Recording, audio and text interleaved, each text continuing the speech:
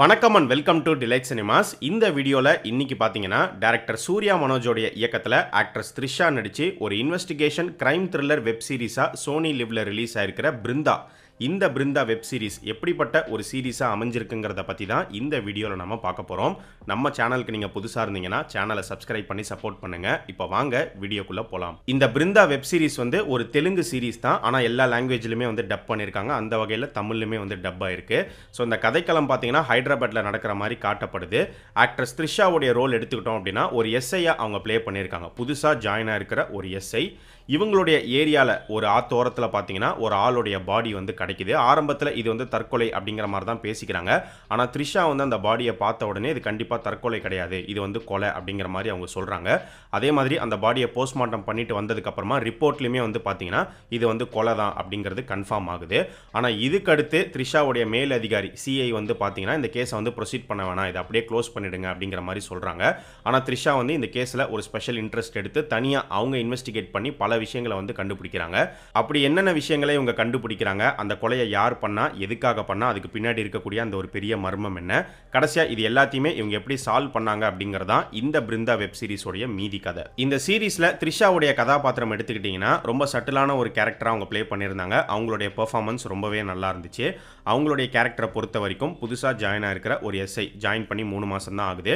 அவங்க ஒரு கேஸை கையில் எடுத்து இன்வெஸ்டிகேட் பண்றாங்க. அதை கண்டுபிடிச்சாங்களா இல்லையா. அதே மாதிரி இவங்களுடைய பாஸ்ட்ல இவங்களுடைய சின்ன வயசுல ஒரு சம்பவம் இவங்களுக்கு நடந்திருக்கும். ஆனா என்ன நடந்துச்சு அப்படிங்கிறது எக்ஸாக்டா இவங்களுக்கு ஞாபகமே இருக்காது. ஒரு கனவு மாதிரி இவங்களுக்கு அடிக்கடி வந்துட்டு போயிட்டே இருக்கும். ஸோ அதை பற்றியுமே இவங்க தெரிஞ்சுக்கணும் அப்படின்னு நினைப்பாங்க. ஸோ இவங்களுடைய சின்ன வயசில் அப்படி என்ன சம்பவம் இவங்களுக்கு நடந்துச்சு அண்ட் ப்ரெசென்ட்டில் இவங்க இன்வெஸ்டிகேட் பண்ணுற கேஸில் இவங்க என்னென்ன விஷயங்களை வந்து கண்டுபிடிச்சாங்க, இது எப்படி ரெண்டும் கனெக்ட் ஆச்சு அப்படிங்கிறதா இந்த பிருந்தா வெப் சீரிஸோடைய மொத்த கதையுமே. இந்த சீரிஸில் த்ரிஷாவுடைய கேரக்டர் தாண்டி அவங்க ஒர்க் பண்ணுற அதே ஸ்டேஷனில் இன்னொரு போலீஸ் கேரக்டர் ஒருத்தர் இருப்பார். அந்த கேரக்டரில் ரவீந்திர விஜய் நடிச்சிருப்பாரு. அவருடைய பெர்ஃபார்மன்ஸும் நல்லா இருந்துச்சு. அவருடைய கேரக்டருமே த்ரூ அவுட்டாக ட்ராவல் பண்ணுற மாதிரி இருக்கும். ஸோ இவங்க மட்டும் இல்லாமல் இந்த சீரிஸில் நடிச்சிருக்கிற எல்லாருமே அவங்கவுங்களுக்கு கொடுக்கப்பட்ட ரோலை வந்து நீட்டாக ப்ளே பண்ணியிருந்தாங்க.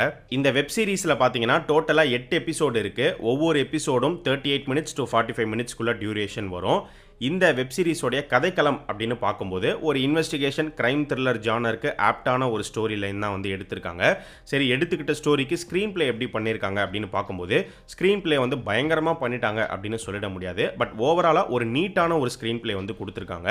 ஒவ்வொரு எபிசோடுமே வந்து பார்த்தீங்கன்னா கொஞ்சம் ஸ்லோவாக தான் வந்து ஸ்டார்ட் ஆகும். ஒரு ஸ்லோனஸ் அப்படிங்கிறது இருக்கும். ஏன்னா இன்வெஸ்டிகேஷன் த்ரில்லர்னாலே கொஞ்சம் ஸ்லோவாக தான் வந்து போகும். ஸோ அதே மாதிரி தான் இந்த வெப் சீரிஸுமே கொண்டு போயிருக்காங்க. ஒவ்வொரு எபிசோட்லையும் கண்டிப்பாக ஸ்லோனஸ் அப்படிங்கிறது இருக்கும். ஸ்லோனஸ் ஒரு பக்கம், என்கேஜிங் ஃபேக்டர் எந்த அளவுக்கு இருந்துச்சு அப்படின்னு பார்க்கும்போது, ஏன்னா சில படங்களாக இருக்கட்டும் வெப் சீரிஸாக இருக்கட்டும் ஸ்லோ அண்ட் ஸ்டெடியாக மூவ் பண்ணி கொண்டு போவாங்க. ஆனால் என்கேஜிங்காகவுமே வந்து எடுத்துகிட்டு போவாங்க. ஸோ அதே மாதிரி தான் இந்த வெப் சீரிஸுமே அமைஞ்சிருக்கு. என்கேஜிங் ஃபேக்டர் அப்படிங்கிறது பயங்கரமாக இருந்துச்சு, பயங்கர விறுவிறுப்பாக எடுத்துகிட்டு போயிட்டாங்க அப்படின்னு சொல்ல வரல, ஆனால் நீட்டாக இருந்தது. வெப் சீரிஸ் அப்படின்னு வரும்போது ஒவ்வொரு எபிசோடோடைய எண்டிங் வந்து பார்த்தீங்கன்னா அடுத்த எபிசோட பார்த்தே ஆகணும் அப்படிங்கிற மாதிரி ஒரு பெரிய கியூரியாசிட்டியை பில்ட் பண்ணுற மாதிரி தான் எண்டிங்கை வந்து முடிப்பாங்க. ஸோ அது வந்து சில வெப் சீரிஸில் பயங்கரமாக ஒர்க் அவுட் ஆயிருக்கும், சில வெப் சீரிஸில் சுத்தமாக ஒர்க் அவுட்டே இருக்காது. இந்த பிருந்தா வெப் சீரிஸை பொறுத்த வரைக்கும் இந்த எக்ஸ்ட்ரீமும் இல்லை அந்த எக்ஸ்ட்ரீமும் இல்லை, ஓகேவா பண்ணியிருந்தாங்க. இந்த சீரிஸில் ஏதாச்சும் ட்விஸ்ட் அண்ட் டர்ன்ஸ் இருக்கா அப்படின்னு கேட்டிங்கன்னா ஒரு 3-4 ட்விஸ்ட் அப்படிங்கிறது பிளேஸ் பண்ணியிருக்காங்க. பட் ஆனால் அது எதுவுமே வந்து அன்எக்ஸ்பெக்டடான ட்விஸ்ட் அப்படிங்கிற மாதிரி இருக்காது. கதை போக போக நீங்களே வந்து கெஸ் பண்ணிடலாம். கொஞ்சம் ப்ரெடிக்டபிளாக தான் வந்து இருக்கும். த்ரில்லர் ஜானரை பொறுத்த வரைக்கும் சஸ்பென்ஸ் அப்படிங்கிற இந்த ஒரு எலமெண்ட் வந்து ஒரு பெரிய ரோல் ப்ளே பண்ணும். ஆரம்பத்துலேருந்தே பார்த்தீங்கன்னா ஒரு சஸ்பென்ஸை பில்ட் பண்ணி எடுத்துகிட்டு போவாங்க.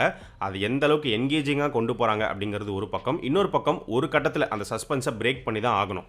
இதனால தான் இது நடந்துச்சு, இந்த கொலையை பண்ணது இவர் தான், இதுதான் காரணம் அப்படின்னு சொல்லி ஒரு ரீசன் வந்து சொல்லி ஆகணும். அந்த ரீசன் வந்து பயங்கர ஸ்ட்ராங்காக இருக்கணும்.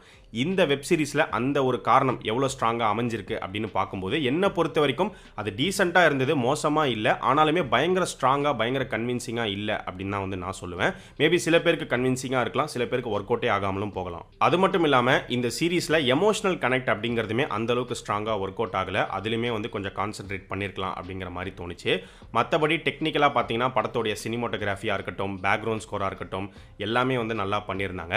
அண்ட் தமிழ் டப்பிங்கை பொறுத்த வரைக்கும் டப்பிங் வந்து நல்லா தான் பண்ணியிருக்காங்க. ஆனால் ஆக்ட்ரஸ் த்ரிஷாக்கு கொடுத்த வாய்ஸ் வந்து சிங்க் ஆகாத மாதிரி தோணுச்சு. ஒன்று அவங்களே ஓன் டப்பிங் பண்ணியிருக்கலாம், அப்படி இல்லைனா வழக்கமாக அவங்களுக்கு யார் டப்பிங் பண்ணுவாங்களோ அவங்கள பேச வச்சிருக்கலாம். ஸோ மொத்தமாக இந்த பிருந்தா வெப் சீரிஸ் எப்படிப்பட்ட ஒரு சீரிஸாக அமைஞ்சிருக்கு அப்படின்னு பார்க்கும்போது என்னை பொறுத்த வரைக்கும் ஒரு டீசெண்டான one time watchable crime thriller சீரிஸாக இருந்துச்சு. இருந்துச்சு, தாராளமாக நீங்கள் பார்க்கலாம்.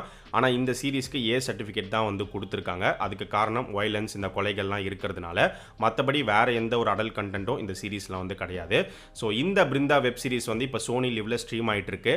இன்னும் பார்க்காதவங்க போய் பாருங்கள். ஏற்கனவே பார்த்து முடித்தவங்க இந்த சீரிஸ் உங்களுக்கு எப்படி இருந்துச்சு, உங்களுடைய ஒப்பீனியனை இந்த வீடியோவுடைய கமெண்ட் செக்ஷனில் சொல்லுங்கள்.